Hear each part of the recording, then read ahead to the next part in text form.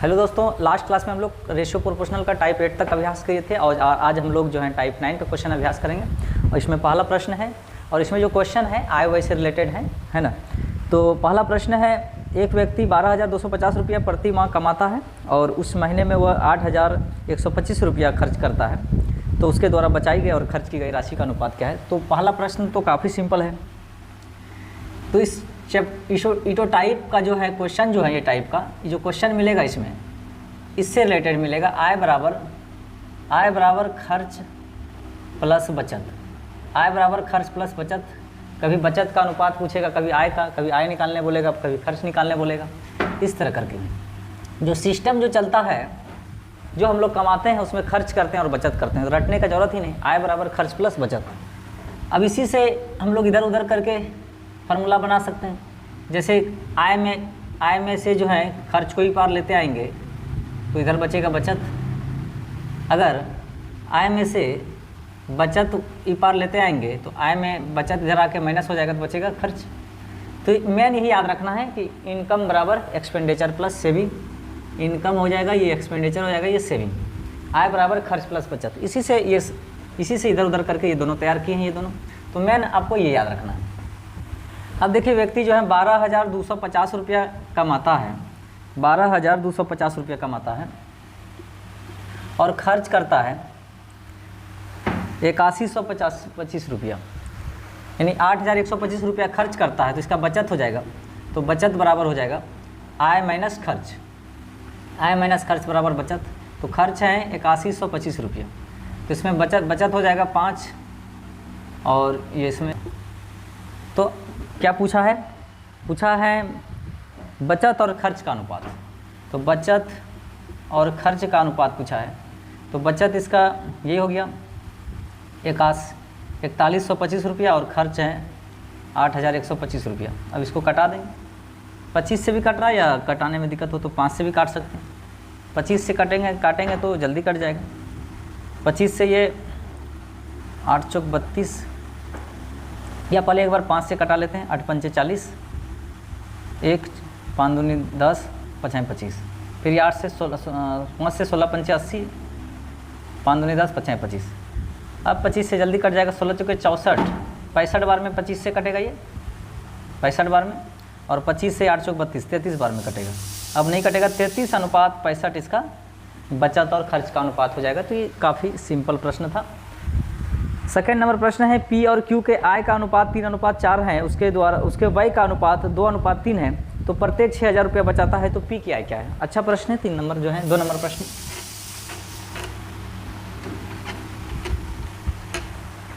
और इसको रटने की जरूरत नहीं। कमाते हैं हम लोग, जो भी कमाते हैं उसमें खर्च करते हैं और बचत करते हैं, तो काफ़ी ये तो ऐसे ही याद हो जाएगा। अब देखिए, पी और क्यू के आय का अनुपात है, आय का इनकम का अनुपात है इसका 3:4, 3:4। और खर्च का अनुपात है इसका 2:3। तो आय में से खर्च माइनस कर देंगे, आय में से खर्च, तो बचत का अनुपात बचेगा। तो बचत का अनुपात देखिए 1:1 का बचत करता है। प्रत्येक जो है 6,000 रुपया बचत करता है, प्रत्येक 6,000 रुपया बचत करता है। तो अनुपातिक प्रत्येक का, इसीलिए अनुपातिक बचत भी सेम होना चाहिए। अनुपातिक देखिए बचत सेम होना चाहिए। 3 कमा रहा है, 2 खर्च कर रहा है, 1 बचा रहा है। 4 कमा रहा है, अनुपात में 3 खर्च कर रहा है, 1 बचा रहा है। और आय ज़्यादा होना चाहिए खर्च से, तो ज़्यादा ही है। अनुपातिक बचत प्रत्येक का समान होना चाहिए। क्यों? क्योंकि यहाँ लिखा है प्रत्येक का जो है बचत 6,000 है। एक पी या क्यू का नहीं पूछा है, प्रत्येक का, मतलब पी का भी और क्यू का भी। इसीलिए अनुपातिक बचत भी सेम होना चाहिए। तो अनुपात में 1 बचत बराबर हो गया रुपया में कितना? 6,000 रुपया। हो सकता है कि 2 का भी हो सकता था, तो 2 का बराबर 6,000 होता तो 1 का मान 3,000 आता। यहाँ जो है 1 का आया अनुपातिक बचत। देखिए 4 कमाया 3 खर्च किया, 3 कमाया 2 खर्च किया, 1 का बचत हो रहा है। तो 1 का मान ही 6,000 निकल गया। ये तो कटाना इसको ज़रूरत ही नहीं पड़ेगी। तो पूछा है इसमें पी की आय पूछा है। तो पी की आय हो जाएगा, अनुपात में 3 है। 1 का मान 6,000, तो 3 का मान 3 गुना 6,000, यानी 18,000 रुपया जो है पी की आय हो जाएगी। ये आंसर हो जाएगा। तो क्वेश्चन तो यहीं से दिख रहा है आंसर इसका कि 18,000 पी की आय हो गया, क्यू का 6 चौके 24,000 हो गया। और अगर पी का खर्च पूछेगा तो 6 दूनी 12,000, अनुपात 1 का मान 6000, तो 2 का मान 12000। इसका खर्च पूछेगा तो 6 18,000, तो 6 चौके 24,000 कमा रहा है, 6 18,000 खर्च कर रहा है तो 6,000 बचा रहा है। ये भी 6 18,000 कमा रहा है, 6 दूनी 12,000 खर्च कर रहा है तो 6,000 बचा रहा है। तो प्रत्येक का बचत समान है, प्रश्न में ये भी लिखा है, और बचत प्रत्येक का समान हुआ भी। तो देखिए इसमें प्रूफ हो गया ये। तो पी की आय पूछा था तो अनुपात 1 का मान 6000, तो 3 का मान 6 या 18,000, ये आंसर हुआ। किसी का भी पूछता, किसी का भी अंतर पूछता, यहाँ से सारा निकल जाएगा। एक इसी में सारा जो भी पूछेगा, पी और क्यू का आय का योग पूछता तो 4 3 7, अनुपात 1 का मान 6000, तो 7 का मान 7 42,000 हो जाता। अंतर पूछता, गुना पूछता, कुछ भी यहाँ से निकल जाएगा। तो इस तरह से क्वेश्चन को हम लोग देखें। नेक्स्ट क्वेश्चन है 3 नंबर, किसी विद्यालय में गणित, भौतिकी और जीव विज्ञान के लिए सीटों की संख्या का अनुपात 7:5:7:8 है। प्रत्येक की सीट में 40%, 50% और 75% तक बढ़ाने का प्रस्ताव है। बढ़ी हुई सीटों का अनुपात क्या होगा? अब देखिए ये मैथ्स का है, मैथ्स और फिजिक्स और केमिस्ट्री तीनों का है। मैथ, फिजिक्स और केमिस्ट्री 5:7 और 8 के अनुपात में है। प्रत्येक की संख्या में 40% वृद्धि कर दी गई। तो वृद्धि या कमी 100 में होता है, या 40% का होल वैल्यू भी निकाल सकते हैं, 7/5 हो जाएगा। तो अभी होल वैल्यू वगैरह हम लोग रेशियो पढ़े नहीं है, रेशियो में यूज करेंगे। अभी ऐसे देखिए, वृद्धि या कमी 100 में, तो 5 अनुपात में 40% वृद्धि हुआ, तो 40% वृद्धि का मतलब हुआ वृद्धि या कमी 100 में, तो 140% होगी। ये वाला प्रतिशत हटाएंगे तो 100 हो जाएगा। अब इसको कटाएंगे तो 20 7 40, 20 5 100, 5 5 कट गया, 7 हो गया। मतलब 5 जो है ना, 40 5 जो अनुपात है वो बन गया 7। अगर इसको हम अलग भी निकाल के देखें कैसे, ये आसान होता है थोड़ा सा ही, तो आ गया। अब कमी होता है 40% तो 60% लिखते, प्रतिशत हटाते तो 100 लिखते। इसको देखिए 7 कैसे आया, तो 40% वृद्धि हुआ है, तो 5 का 40% प्रतिशत कैंसिल करेंगे तो हटाएंगे तो 100 से भाग 5, 20 दूना 40, 20 5 100, 5 5 कट गया, 2 बढ़ा, 5 था 2 बढ़ा, हो गया 7। इसी को डायरेक्ट 100 से स्टेप बचाने के लिए हम लोग डायरेक्ट लिखते हैं कमी या वृद्धि 100 में। तो आया तो वही, जोड़ना नहीं पड़ा, यहाँ से डायरेक्ट आ गया। दूसरे में जो है कितना बढ़ा है, फिजिक्स में बढ़ा है 50%, तो कमी या वृद्धि 100 में 150 हो गया। प्रतिशत हटाएंगे ये वाला तो आएगा 100, 2 बार में कटेगा 50 से, 3 बार में कटेगा, तो 7 या 21/2 हो गया, यानी जो 7 था वो हो गया 10.5। अब देखिए ये इसका जो है कितना बढ़ा है, तो ये 75% बढ़ा है, तो 175 हो गया। प्रतिशत हटाएंगे तो 100 से भाग दे देंगे, तो ये कटेगा 25 7 25 चौके 4 दूनी 8 है ना, तो हो गया ये 7 बटे नीचे कुछ नहीं तो 1 है, 21/2 और 14 नीचे कुछ नहीं तो 1 है। अब ये आंसर नहीं है, इसका सिंपल रूप देखिए हम लोग लाने के लिए सीखे हैं, रेशियो में इंट्रोडक्शन से ही सीखते आ रहे हैं। तो नीचे वाला का एलसीएम लेंगे, यहाँ से भी डायरेक्ट एलसीएम ले सकते थे, यहाँ से भी ले सकते हैं। इसी को फ्रेश रूप से नीचे लिखे, जरूरी नहीं कि नीचे लिखना जरूरी नहीं है। तो नीचे दिख रहा है क्या, 1 है, यहाँ कुछ नहीं तो यहाँ 2 है, यहाँ भी क्या है 1 है ना, तो यहाँ से भी एलसीएम ले सकते थे। चलिए 2 1 और 1 का एलसीएम आ जाएगा 2, 2 को 1 से भाग देंगे 2 बार में कटेगा, 2 7 14, 2 से 1 भाग देंगे 2 को 1 बार में कटेगा, सॉरी 1 से 2 को भाग देंगे 2 बार में कटेगा, 2 7 14, 2 से 2 में भाग देंगे 1 बार में कटेगा, 21 से 21, और भाग देंगे इसको 2 बार में कटेगा 14 नहीं 28। ये कट रहा है, नहीं कटता तो यही, अगर यही आंसर दिया होगा तो यही मार देंगे टिक, ये नहीं है, इसको कटाना है। तो 7 से कट रहा है, 7 दूनी 14, 7 या 21, 7 चौक 28, ये सबसे छोटा रूप, ये इसका आंसर दिया है। तो 2:3:4। तो 2 नंबर क्वेश्चन देखें, एक स्टेप का ही क्वेश्चन है ये, तो क्वेश्चन से ही लिखे हम लोग, यहाँ से अगला एलसीएम लेकर डायरेक्ट आंसर लिख सकते हैं, तो एक स्टेप बढ़ा दिए। नेक्स्ट क्वेश्चन है 2 नंबर की तरह है,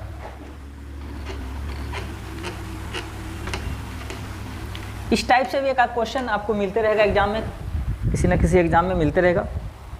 देखिए अमित और वीरी के वार्षिक आय का अनुपात 3:2 है के अनुपात में, जब उसका खर्च का अनुपात 5:3 है, तो प्रत्येक वर्ष के अंत में 1000 बचत करता है, तो अमित का वार्षिक आय क्या है? 2 नंबर की तरह क्वेश्चन है, ये क्वेश्चन नंबर 4 हो गया।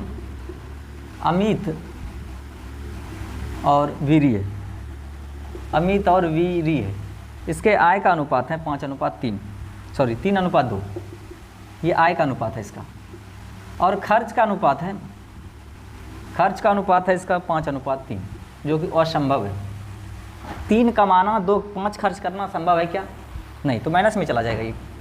और प्रत्येक जो है 1000 बचाता है, तो बचत है रुपया में, बराबर अनुपात में बचत निकाल लेते हैं हम लोग, प्रत्येक का 1000 है बचत है, यानी अनुपातिक बचत प्रत्येक का समान होना चाहिए, अनुपातिक बचत समान होना चाहिए और आय ज़्यादा होना चाहिए खर्च से, तो बैलेंस नहीं है, इसको बढ़ाना पड़ेगा।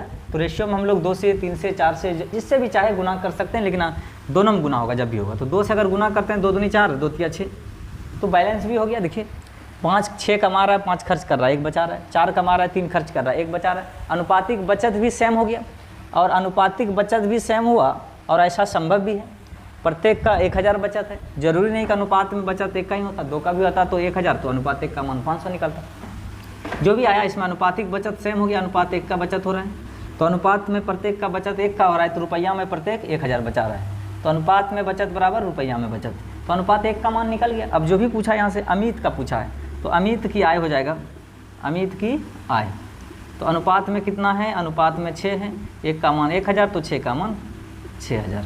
आंसर इसका क्या हो जाएगा, आंसर तो यहीं से दिख रहा है, यहाँ से डायरेक्ट आंसर। ऑब्जेक्टिव क्वेश्चन तो लिखने का सबका ज़रूरत ही नहीं है। अनुपात 1 का मान 1000, तो 6 का मान 6000, अमित का बचत हो गया, सॉरी आय हो गया। अगर बिरी का आय पूछेगा तो 1 का मान 1000, तो अनुपात 4 का मान 4000 हो जाएगा।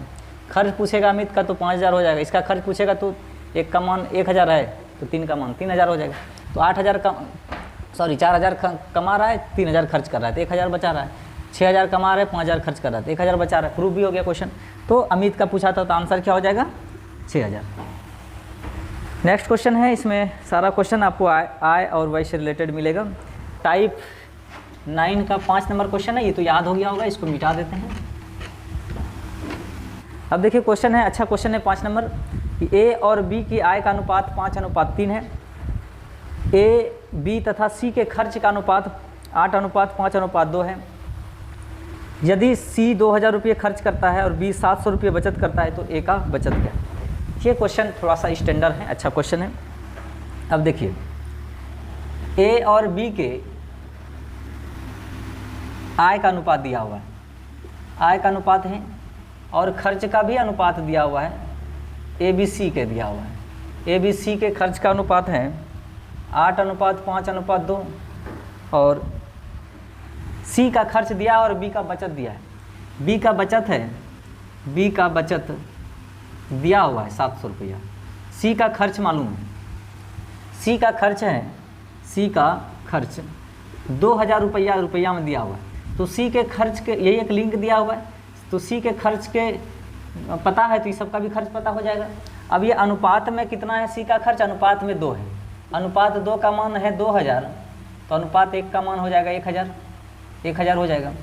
तो इसका खर्च हो जाएगा अनुपात 1 का मान 1000, तो 8 का मान 8000, इसका खर्च हो जाएगा 1 का, इसका खर्च हो जाएगा 500, इसका तो ये देवे किया है 2000, 1 का मान 1000, तो 2 का मान 2000, ये दिया हुआ है। तो ए बी सी का खर्च मालूम हो गया। अगर किसी का भी खर्च पूछता तो आंसर, बी का खर्च पूछता तो आंसर ये, ए और बी का खर्च पूछता तो दोनों का योग पूछता तो 8 5 13,000 होता। लेकिन यहाँ पूछा है एक ही बचत। अब देखिए ए का आय पता कर लेते हैं, और ए का आय पता करने के लिए एक लिंक दिया है कि बी का बचत दिया हुआ है, तो बी का बचत भी मालूम हो गया है और बी का खर्च भी मालूम है। बी का खर्च है और बी का बचत, तो आय बराबर हो जाएगा, आय बराबर क्या हो जाएगा, खर्च प्लस बचत। खर्च प्लस हम लोग जो कमाते हैं, खर्च करते हैं और बचत करते हैं। तो खर्च कितना है, खर्च बी का है 5000 और बी का बचत कितना है 700, जो कि दिया हुआ है आपका क्वेश्चन में। तो 5700 रुपया जो हुआ ये बी का आय निकल गया। अब बी के आय निकल गया, एक दोनों के आय का अनुपात दिया है 5:3, तो अनुपात में 3 है बी का आय अनुपात में 3 है, तो रुपया में कितना निकला 5700। तो अनुपात 1 का मान क्या निकल जाएगा 1900, तो अनुपात 1 का मान 1900 निकल जाएगा। तो ये 19 दिया 5700 ये दिया हुआ है, तो 1 का मान 1900 निकला, तो 19 बचे 9500, तो 19 बचे कितना हो जाएगा 9500, यानी ए का और बी का आय दोनों का मालूम हो गया। अब निकालना है हमको बी का बचत, ए का बचत निकालना है, ए का बचत। तो ए का बचत देखिए, ए कमा कितना रहा है 9500, 9500, ए खर्च कितना कर रहा है 8000, तो ए का बचत कितना हो जाएगा 9500 में 8000 माइनस कर देंगे, तो 1500 रुपया जो है ए बचत कर रहा है। तो काफ़ी इतना लिखने का ज़रूरत नहीं है एग्ज़ाम में आपको ये निकाल लेना है। ये निकालने के बाद जो है बी का कितना हो गया 5000 खर्च हो गया और 700 रुपया दिया हुआ है, यानी कि बचत दिया हुआ, तो 5700 रुपया बी का आय हो गया। अनुपात 1 का मान 3 का मान कितना हो गया 5700, अनुपात में दिया हुआ है। तो एक का मान कितना निकला 1900, 19 पचे 9500 इसका निकल जाएगा। तो ए का आय निकल गया 9500, ए का खर्च है 8000, तो आंसर क्या हो जाएगा 1500। तो इतना लिखने का ज़रूरत नहीं है एग्जाम में। तो ये अच्छा प्रश्न था। एक लिंक दिया हुआ है, ये लिंक दिया है सी का खर्च अनुपात में 2 रुपया में 2000 दिया हुआ, तो यहाँ से सबका खर्च निकल गया। अब बी का बचत दिया हुआ है, तो बी का आय मालूम है, तो बी का अनुपात में 3 है, तो बी का बचत अनुपात में 3 है, रुपया में कितना है तो 5000 और 700 बचत, तो बी का आय हो जाएगा 5000 खर्च करता है, 700 बचत है 57। इसका मतलब बी कमा रहा है 5700, बी 5700 कमा रहा है, तो अनुपात में 3, अनुपात 3 का मान 5700, तो एक का मान 1900, तो इसके चलते इसका भी निकल गया 19 पचे 9500। तो ए का आय निकल गया, ए का खर्च माइनस कर दिए, तो ए का बचत आ गया। तो अच्छा प्रश्न था। अब क्वेश्चन नंबर 6 देखिए। क्वेश्चन नंबर 6 धीरे धीरे इसमें क्वेश्चन आपको स्टैंडर्ड थोड़ा सा मिलते जाएगा। अब क्वेश्चन है 6 कि ए और बी के आय का अनुपात मालूम है और वे खर्च के भी अनुपात दिया हुआ है और बचत का भी अनुपात दिया है, और ए बी का कुल मासिक बचत 5000 रुपये है, तो बी का आय क्या है। तो इसमें सब दिया है, सब का अनुपात दिया है, आय का भी अनुपात दिया है, आय का अनुपात है ए बी का 2:1, और खर्च का अनुपात है, खर्च का भी अनुपात है ए बी का, ये है 5:3, और बचत का भी अनुपात है ए बी का, बचत का भी अनुपात है ए बी का कितना, तो ये है 4:1।